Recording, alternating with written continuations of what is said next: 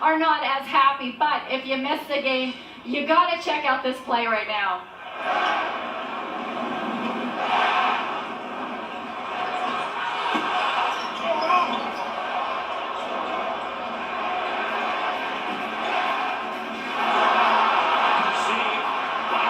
But taken by Toronto.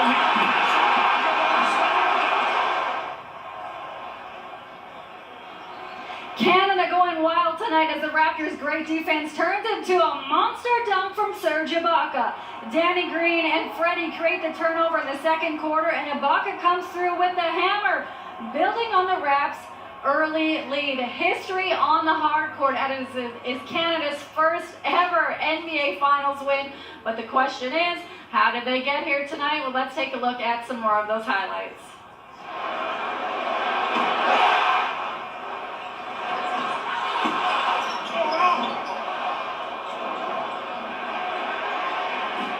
It was a back and forth battle tonight as Toronto hosted Golden State in Game 1 of the NBA Finals. We've been waiting 24 years to say that, and the Raptors were definitely ready to go tonight.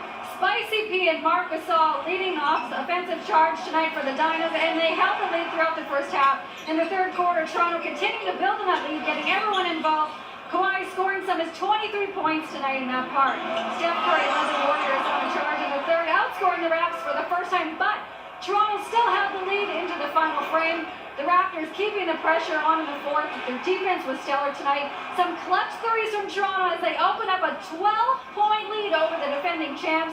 Siakam finished tonight with a career playoff high with 32 points. The Raptors took control in the first quarter, and Kawhi and company didn't let this one slip away. The Raptors make history as they take Game 1. What an incredible game. It is absolutely electric in Toronto, in the Scotiabank Arena. As fans across the country celebrating this historic moment, we are all witnessing and experiencing a sports history moment across our Canada. It's absolutely fantastic, and hopefully they also win on the next game, which is Sunday right here in Toronto. And for the folks in the court trying to get along Dundas, you're not going to go anywhere. Looks like the east and westbound traffic is blocked off. North and south on Yonge Street has been able to get by. But again, kids, pace yourself.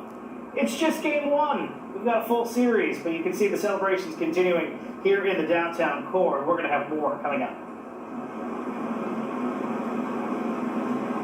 They got here, and the journey in the playoffs was not easy either.